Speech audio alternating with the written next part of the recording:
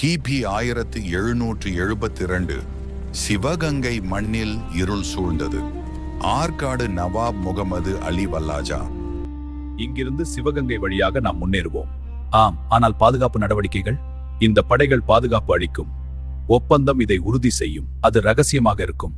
தன் பேராசையால் ஆங்கிலேயர்களுடன் கைகோர்த்தான். இருவரும் ஒரே இருண்ட நோக்கில் சேர்ந்தனர். இந்த தமிழ் மண்ணை முழுவதும் அடிமைப்படுத்த, வரி கொள்ளையடிக்க, ராஜ்யங்களை அழிக்க. ஆங்கிலேய கிழக்கிந்திய கம்பெனி படைகள் சிவப்பு உடுப்பு, துப்பாக்கிகள், பீரங்கிகள் நவாபின் படைகளுடன் இணைந்து புயல் என முன்னேறினர்.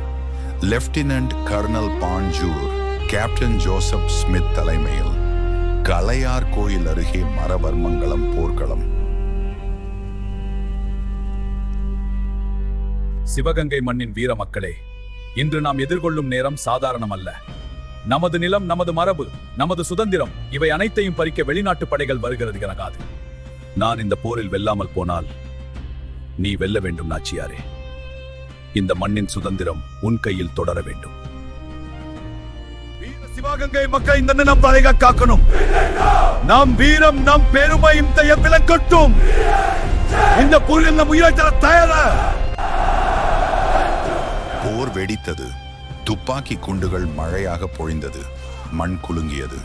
வாள்களின் ஒலி, குதிரைகளின் அலறல், வீரர்களின் கர்ஜனை. அந்த காட்டு நிலம் நரகமாக மாறியது. சிவகங்கை மன்னர் முத்து வடுகநாத தேவர் தன் வீரர்களுடன் கடைசி மூச்சு வரை போராடினார். இந்த மண்ணை யாருக்கும் அடிமையாக்க மாட்டேன் என்று கர்ஜித்தபடி முன்னேறினார். ஒரு அடி பின்வாங்கவில்லை.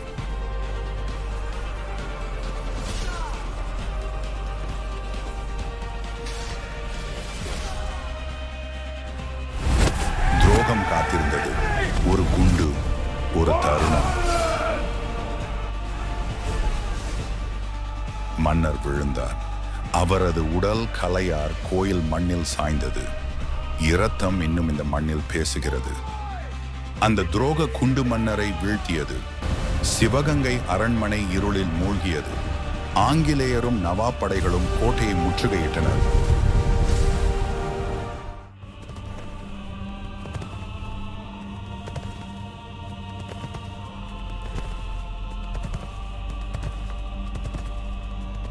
அம்மா, போர்க்களத்திலிருந்து செய்தி.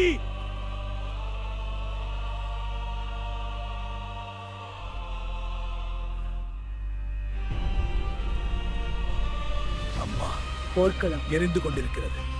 நம்ம மன்னன் கடைசி வரை போராடினார். ஆனா பிரிட்டிஷ் துப்பாக்கி கொண்டு அவர் மன்னன் வீர மரணம் அடைந்தார்.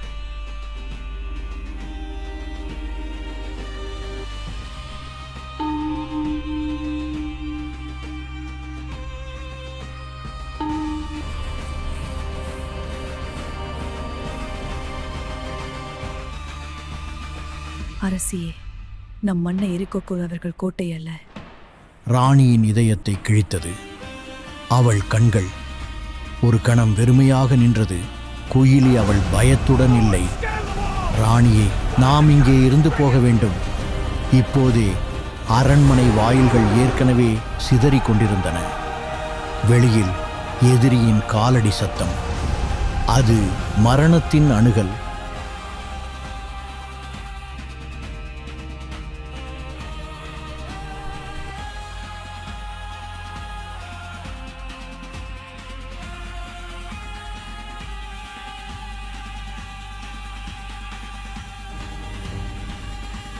குயிலி ராணியின் கையை பிடித்தாள். அது ஒரு பிடிப்பு அல்ல, ஒரு உயிரை காப்பாற்றும் உறுதி. இரவு நிழல்கள் மட்டும் அவர்களுடன் சென்றன. ஒரு குதிரை அமைதியாக நகர்ந்தது. அரண்மனை பின்னால் தீப்பொறிகள் எழுந்தன. சிவகங்கை தன் இரத்தத்தில் எரிந்தது. அவர்கள் காட்டின் எல்லையை அடைந்தனர். அந்த காடு ஒரு மறைவிடம் அல்ல, ஒரு உயிர் காக்கும் கருவறை.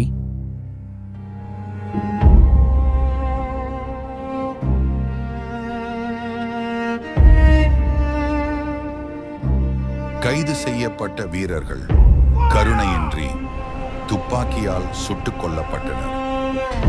மண் இரத்தத்தில் நனைந்தது. குரல்கள் அமைதியாக மாறின. காட்டின் நடுவில் வேலு நாச்சியார் ஒரு ராணியாக இல்லை, ஒரு போராளியாக மாறிக்கொண்டிருந்தாள். அவள் காத்திருக்கவில்லை, அவள் திட்டமிட்டாள். ஒவ்வொரு அடியும் பழிக்கான வழி. அந்த நேரத்தில் 2 நிழல்கள்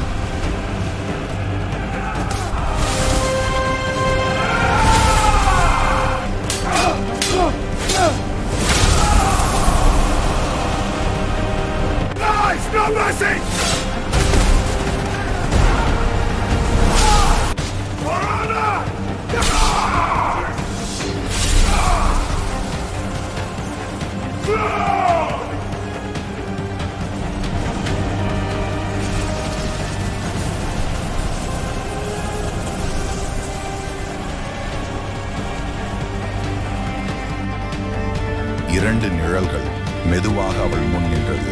2 புலிகள் போல் மருது சகோதரர்கள். பெரிய மருது, சின்ன மருது. அவங்கள் ராணியை நேராக பார்த்தனர். அந்த மௌனம் ஒரு சத்தியம். வார்த்தைகள் தேவையில்லை. கவனமா பாருங்கள், இது தற்காப்பு நுட்பம். இந்த தாக்குதலை எதிர்கொள்ள நீங்கள் தயாராக இருக்க வேண்டும். இப்போ நீங்கள் மருது சகோதரர்கள் பாதுகாப்பை மட்டும் தரவில்லை, போரை கற்றுக் கொடுத்தனர். வாள், வேகம், நிழலில் நகரும் கலை. ஒரு ராணி ஒரு படையாக மாறினாள். ஆனால் அந்த அமைதி நீண்டதில்லை. வீரர்கள் இன்னும் உயிரோடு இருக்கிறார்கள். வேலு நாச்சியார் மருது சகோதரர்கள், அவர்கள் இருக்கும் வரை இந்த எம்பினால்தே அவர்களை உயிராட்டி கொண்டு வாருங்கள். இடம் தீப்போரி இப்போதே அணைக்கப்படவோம். வேலு நாச்சியார் உயிருடன் இருப்பது அரக்காடு நவாபுக்கும் ஆங்கிலேயருக்கும் ஒரே பயமாக மாறியது. ஆங்கிலேயர் படை காட்டுக்குள் நுழைந்தது. நவாபின் படையும் அவர்களுடன் சேர்ந்தது. ஒரே நோக்கம். அரசியை இங்கு தங்குவது ஆபத்து. தாங்கள் உடனே ஹைதர் அலியின் கோட்டைக்கு செல்ல வேண்டும். நாங்கள் அவரிடம் தங்களின் பாதுகாப்பை கேட்டுள்ளோம். என் சகோதரர்களை, ராணியை பாதுகாப்பாக அழைத்துச் செல்லுங்கள். நம் உயிரை விட மேலானார். பல நாட்கள் பயணம் செய்த பின் சிவகங்கை அரசி வேலு நாச்சியார் மைசூர் மன்னர் ஹைதர் அலியின் அரண்மனைக்கு வந்து சேர்கிறார்.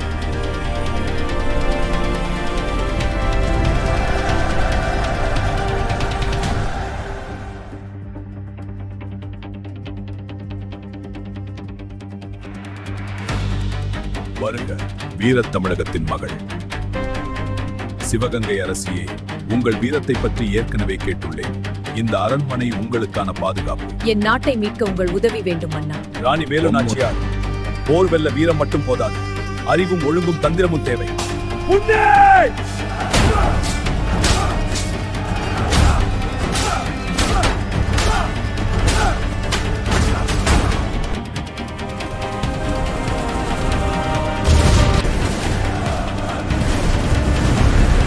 இந்த கையெறி குண்டு போரில் மிகவும் அவசியமான ஒன்று. எதிரிப்படை இதயத்திற்குள் நுழைந்தால் வரைக்கும் சிலர் நுழையும். ஆனால் இதை கையில் எடுத்தவன் தன் உயிரையும் பணைய வைக்க வேண்டும். சிவகங்கை அரசி வேலு நாச்சியார் தன் நாட்டை விட்டு வெளியேறி 8 ஆண்டுகள் கடந்துவிட்டது. அந்த 8 ஆண்டுகளில் ஒரு ராணி, ஒரு தாய், ஒரு போர் வீராங்கனை உருவானார். என் மண்ணை, என் கணவரை, என் அரசை பறித்தவர்களை நான் மறக்க மாட்டேன்.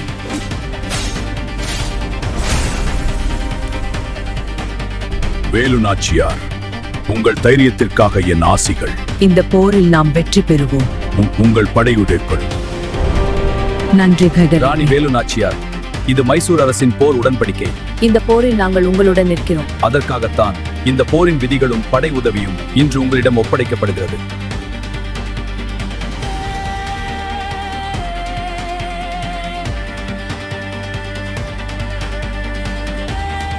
எட்டு ஆண்டுகள் காத்திருந்த அந்த நாள் இன்று வந்துவிட்டது. சிவகங்கை அடிமையாக இருக்காது. இன்று அது மீண்டும் எழும்.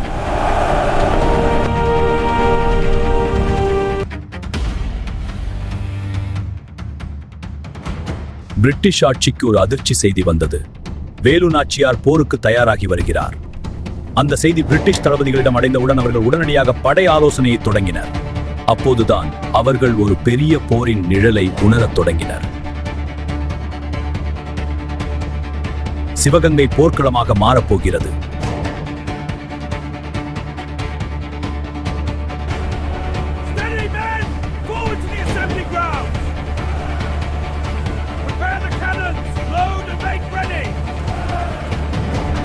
அரசி, சிவகங்கை எல்லையில் உள்ள பிரிட்டிஷ் முகாமில் இருந்த அவசர தகவல். அவர்கள் படைகளை அதிக கிளைக்க நெருங்கியவர்கள். நமது வீரர்கள் தயாராகுங்கள். ஆனால் நமது உளவுத்துறை அவர்களின் திட்டங்களை அறிந்துள்ளது.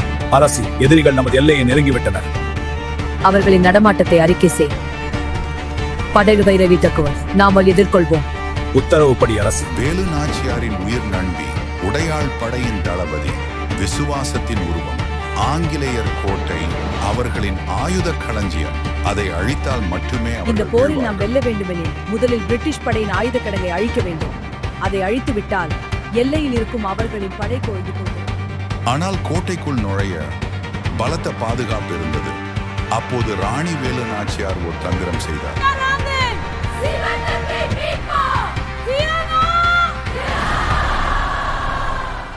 தன் நிழல் போராளிகளிடம் உத்தரவிட்டார்.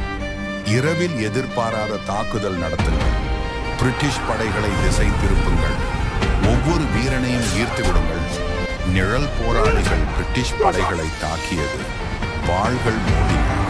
துப்பாக்கி சத்தம் இருந்தது. பிரிட்டிஷ் வீரர்கள் அனைவரும் அந்த திசையில் ஓடினர். கோட்டை வாயில் காலியானது. அந்த சரியான தருணத்தில் குயிலி எந்த தடையும் இல்லாமல் கோட்டைக்குள் நுழைந்தார். ஆயுத களஞ்சியத்தை நோக்கி ஓடினார். விஜயதசமி பண்டிகை நாள். கோயில் விளக்குகளுக்கான நெய் அவள் உடலில் ஊற்றப்பட்டது. ஒவ்வொரு சொட்டும் ஒரு கோபம், ஒவ்வொரு துளியும் ஒரு சபதம், ஒரு மூச்சு ஒரு முடிவு.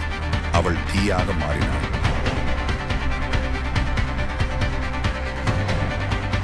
ஒவ்வொரு அடியும் ஒரு புரட்சி. கோட்டைக்குள், ஆயுத களஞ்சியத்திற்குள் ஒரு நொடி அமைதி. அடுத்த நொடி தீ வெடித்தது. கோட்டை குலுங்கியது. ஆயுதங்கள் சாம்பலானது. ஆங்கிலேயரின் பெருமை தகர்ந்தது. அந்த ஒரு உயிர் எரிந்தது. ஆனால் ஒரு தேசம் விழித்தது. வேலு நாச்சியார் படை முன்னேறியது. மருது சகோதரர்கள் தாக்கினர்.